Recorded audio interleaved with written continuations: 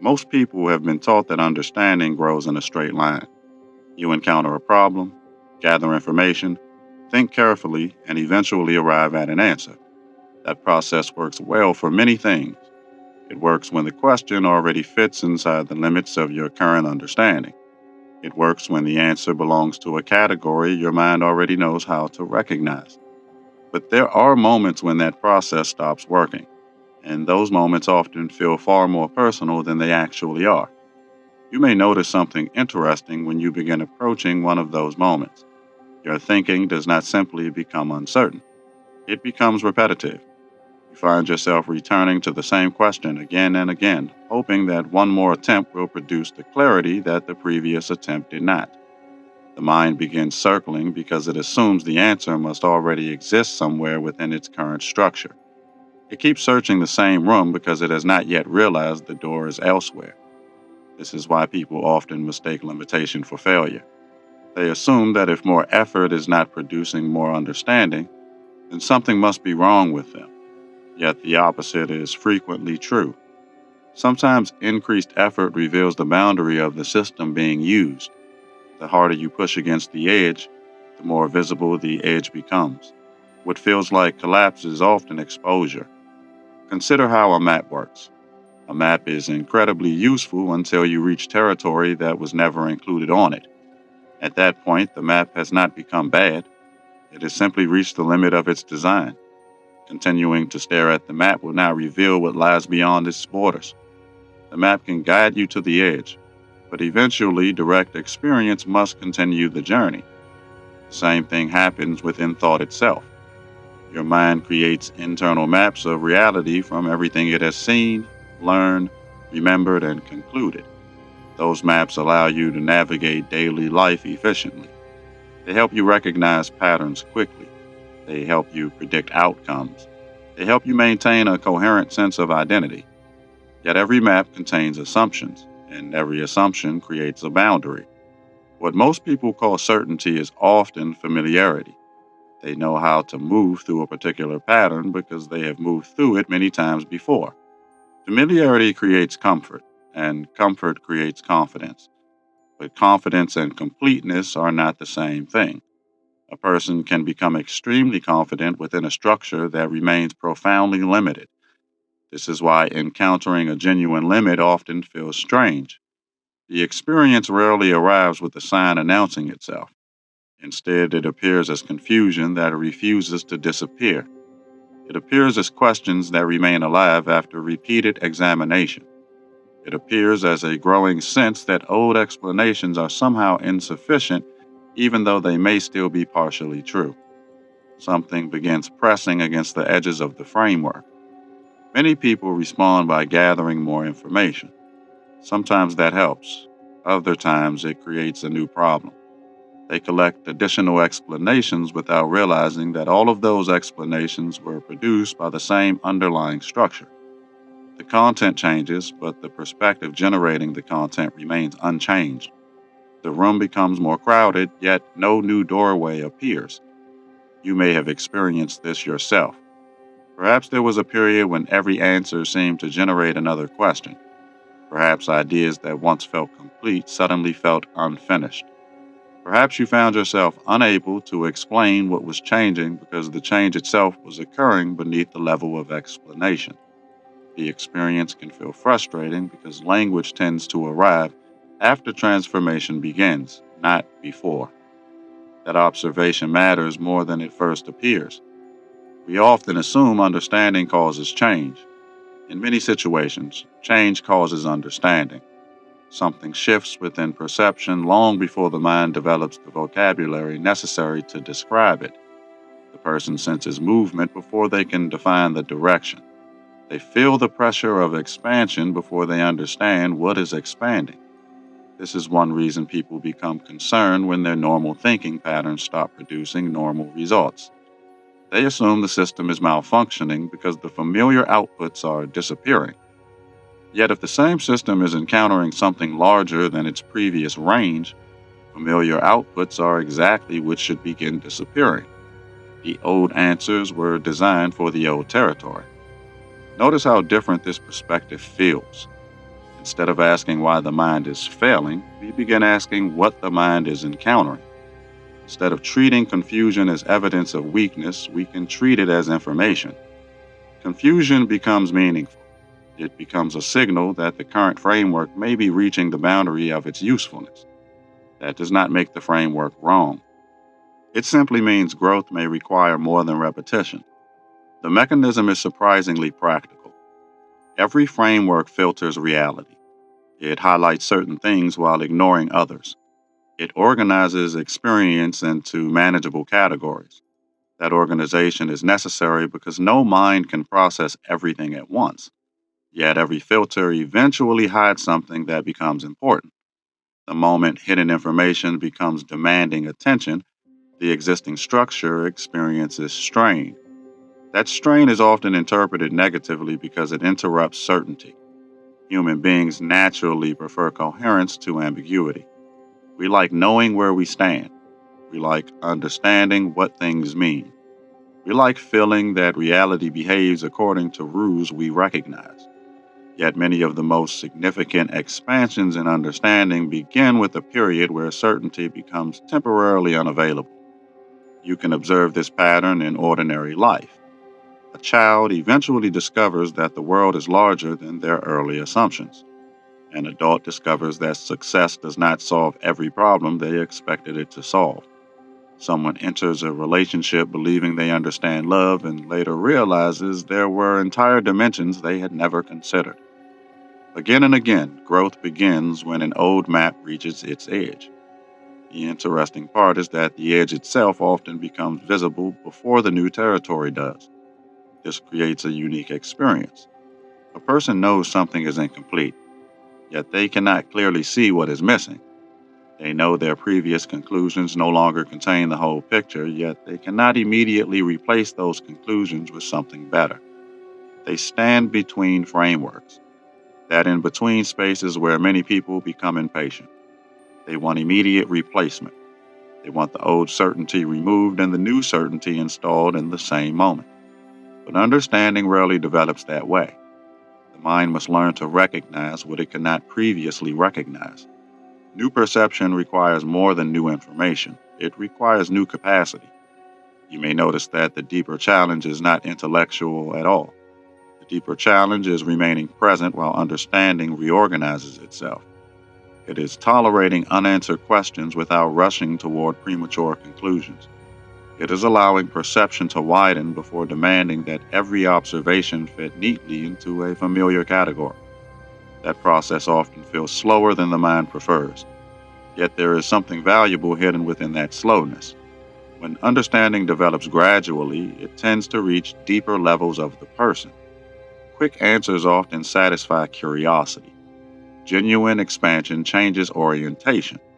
It changes what a person notices. It changes what feels important. It changes which questions arise naturally and which assumptions quietly fall away. This is why a limit is not merely an obstacle. A limit is also a revelation. It shows you where your current framework ends. It reveals the boundary that was previously invisible. It makes the structure visible by demonstrating where the structure can no longer continue. And once a boundary becomes visible, an entirely different question begins to emerge. The question is no longer whether the mind is failing.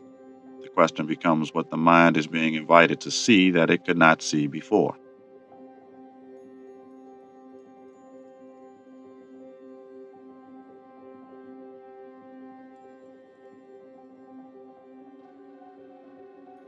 What begins to change once this is seen is not merely the way you think. What begins to change is the relationship you have with thinking itself. Most people spend their lives treating thought as the highest authority available to them. If a thought appears convincing, it is trusted. If a thought repeats often enough, it is believed. If a thought creates a strong emotional reaction, it is treated as evidence. Yet thought is not an authority. Thought is an activity. That distinction may seem small at first, but it carries enormous implications. An activity can be useful without being absolute. Walking is useful, but not every destination is reached by walking. Speaking is useful, but not every truth arrives through language. In the same way, thinking is useful, but not every realization emerges through analysis. Some realizations become visible only when analysis reaches its limit. You can observe this directly in ordinary experience. There are moments when you stop trying to solve a problem and suddenly see something that hours of effort could not reveal. The answer appears almost embarrassingly simple. It feels obvious in hindsight. Yet the answer was not hidden because it was complicated. It was hidden because the mind was searching in a way that prevented it from seeing. This reveals an important mechanism. Every search method contains assumptions about what is being searched for. If you are looking for a physical object, you search one way. If you are looking for a memory, you search another way. If you are looking for meaning, the process becomes even more subtle. Sometimes the method itself becomes the obstacle because the answer exists outside the range that method can detect. This is why encountering a limit often feels like standing in front of a locked door that has no visible handle. The mind keeps attempting the same movements because those movements worked previously. More effort is applied. More concentration is applied. More information is gathered. Yet nothing changes because the solution is not hidden behind the door. The solution is realizing that the doorway was never where you assumed it was. Many people become exhausted at this stage because they interpret the experience incorrectly. They assume they need greater force when what they actually need is greater openness. Force and openness produce very different results. Force narrows attention toward what is already known. Openness allows attention to notice what has been excluded. One increases pressure. The other increases visibility. Notice how often life teaches this lesson repeatedly. Someone tries to force a relationship into becoming what it is not. Someone tries to force certainty about a future that has not yet unfolded. Someone tries to force an identity that no longer fits who they are becoming. In each case, the struggle feels different on the surface, yet the underlying pattern remains remarkably similar. The existing framework is attempting to preserve itself. That does not mean frameworks are enemies. In fact, they are necessary. A child needs stable structures. An adult needs stable structures. Every functioning life requires patterns, habits, assumptions, and working models of reality. The problem is not having frameworks. The problem emerges when we mistake a framework for reality itself. The map quietly becomes more important than the territory. When that happens, new information begins feeling threatening rather than useful. Anything that does not fit the existing model is resisted. Contradictions become uncomfortable. Ambiguity becomes frightening. Complexity becomes something to avoid. The person is no longer exploring reality. They are defending a structure. Their attention shifts from discovery to preservation. You may have noticed this tendency in yourself. Everyone has. There are certain conclusions that feel safer than questions. There are certain explanations that feel more comfortable than uncertainty.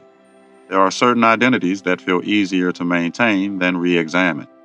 None of this makes someone foolish. It simply reveals how strongly human beings are oriented toward coherence. Yet there is a deeper form of coherence that becomes visible beyond the need for immediate certainty. Most people think coherence means having all the answers. In practice, coherence often means remaining stable while answers are still emerging. It means recognizing that temporary uncertainty does not automatically indicate permanent confusion. It means allowing understanding to develop at its own pace. This changes the experience of limitation dramatically. The limit is no longer interpreted as a wall. Instead, it becomes a threshold. A wall ends movement. A threshold changes movement. From a distance, they may appear similar because both interrupt momentum. Yet one represents termination while the other represents transition. The difference becomes visible only after you stop trying to force passage through the old route. You may notice something interesting when a threshold is approached correctly. The questions themselves begin changing. Earlier questions usually seek information. Later questions begin seeking orientation. The person is no longer asking, "What is the answer?" They begin asking, "What am I not seeing?" They begin asking, "What assumptions am I carrying?"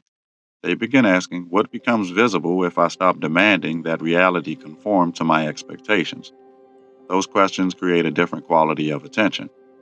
Attention becomes less aggressive and more observant. Instead of trying to dominate experience, it begins listening to experience. Instead of immediately categorizing everything, it allows patterns to emerge naturally. Instead of rushing toward conclusions, it develops the patience required to notice subtleties. That patience matters because many of the most important shifts occur gradually.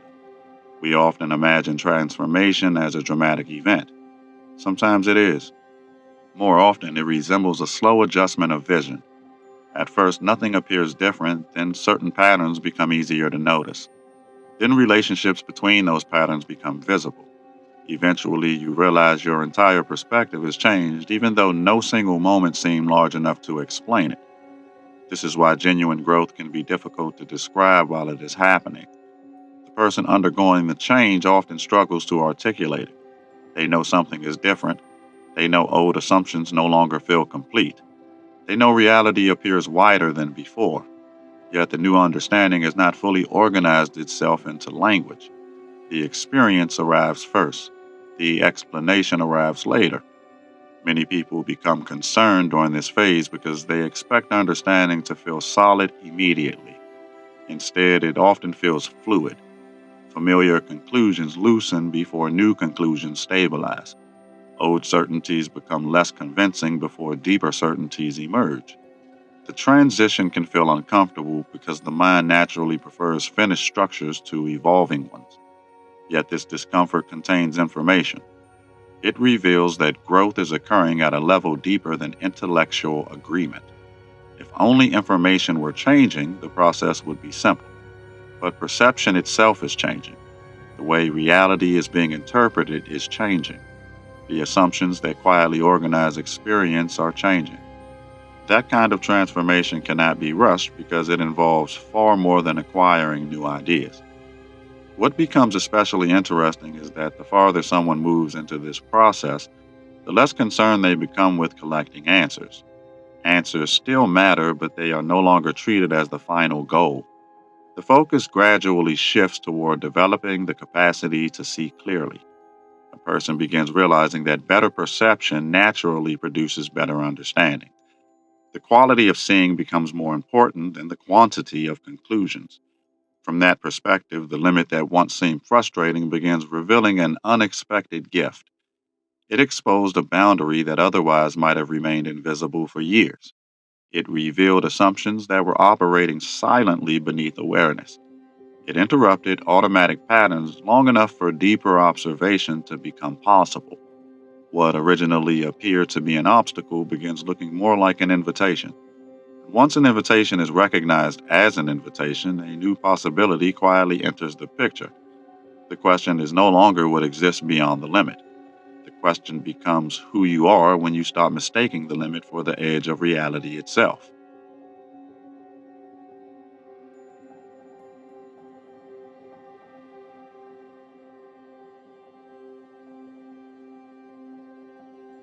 The deeper realization is that limits do not merely reveal the edges of what you know, they reveal the edges of who you have become. That is why encountering a genuine limit often feels personal. The challenge is not simply that an answer is unavailable. The challenge is that the version of yourself attempting to find the answer may not be capable of seeing it yet. The boundary is not always located in knowledge. Sometimes it is located in identity. This becomes easier to understand when you notice how perception is shaped by expectation. Every person enters experience carrying assumptions about what matters, what is possible, what is valuable, and what is true. Most of these assumptions operate quietly in the background. They feel invisible precisely because they are so familiar. Yet the familiar is often what determines what becomes visible and what remains hidden. Consider how two people can witness the same event and leave with entirely different conclusions. The event itself remains unchanged. What changes is the lens through which it is interpreted. One sees opportunity, another sees danger, one sees confirmation, another sees contradiction. The difference is not located in the event. The difference is located in the structure through which the event is being filtered. This is why growth frequently feels less like learning and more like seeing. Information can be added without changing perception. Facts can be accumulated without altering understanding. Someone can gather enormous amounts of knowledge while continuing to view reality through the same narrow lens. Real transformation occurs when the lens itself begins changing. Suddenly, old information reveals new meanings because the observer has changed. You may have noticed moments when a statement you heard years ago suddenly became clear. The words did not change, the speaker did not change, yet something within you shifted. What previously sounded ordinary now appears profound. What previously seemed confusing now appears obvious. This happens because understanding is not only determined by what is presented, it is also determined by what the observer is prepared to recognize. That preparation rarely occurs through force, it occurs through contact. Life presents experiences that expose the limits of existing perspectives. Relationships do this. Loss does this. Success does this. Failure does this. Even moments of unexpected beauty can accomplish what years of analysis could not. Experience quietly expands the territory that understanding is capable of occupying. This reveals another reason limits are valuable. They interrupt the illusion that growth can be controlled entirely through effort. Effort matters. Discipline matters. Attention matters. Yet there are dimensions of understanding that emerge through participation rather than control. They arrive through living. They arrive through encountering realities that refuse to fit existing assumptions. They arrive through becoming someone who can recognize what was previously invisible. Many people spend years trying to avoid this process. They seek certainty before movement. They seek guarantees before exploration. They seek complete understanding before action. Yet life rarely operates according to those conditions. Most meaningful discoveries occur because someone moved before certainty arrived. They stepped beyond the boundary of the known and allowed experience to teach what theory could not. This does not mean abandoning discernment. It means recognizing the difference between discernment and hesitation. Discernment helps you see clearly. Hesitation often disguises itself as wisdom while actually protecting familiarity. One expands perception, the other preserves limitation. From the outside, they can appear identical. From the inside, they create entirely different futures. You can observe this in small ways every day. There are conversations you avoid because they may change your perspective. There are questions you hesitate to ask because the answer may disrupt an existing conclusion. There are possibilities you postpone exploring because they might require a different version of yourself. These moments seem insignificant when viewed individually, yet over time they shape the boundaries of an entire life. The opposite is equally true. Small acts of curiosity gradually expand perception. Small acts of honesty reveal patterns that were previously hidden. Small acts of openness create opportunities for understanding to evolve. Growth rarely announces itself with dramatic fanfare. More often, it accumulates quietly through repeated willingness to encounter what is not yet understood. This is why the threshold matters so much. The threshold is not merely a place between one state and another. It is a place where familiar patterns lose their ability to fully explain experience. Something new is becoming visible, but it has not yet fully organized itself. The old framework feels incomplete. The new framework feels unfinished. The person stands between them. Many people interpret this space as confusion. Sometimes it is, yet sometimes it is something far more valuable. Sometimes it is the early stage of a larger understanding taking shape. The discomfort comes from attempting to evaluate a process that has not yet finished unfolding. It is like judging a sunrise while the horizon is still dark. The conclusions arrive too early. What becomes important during these moments is not immediate certainty, but sustained observation. Can you remain present long enough to see what is actually emerging? Can you resist the urge to rush toward the nearest explanation simply to relieve discomfort? Can you allow understanding to mature rather than forcing it into premature conclusions? These questions become increasingly important as perception deepens. You may notice that reality often rewards this patience. Patterns that initially appeared unrelated begin connecting. Events that seem random reveal hidden continuity. Experiences that felt isolated become part of a larger movement. The mind initially seeks isolated answers. Over time, it begins recognizing relationships.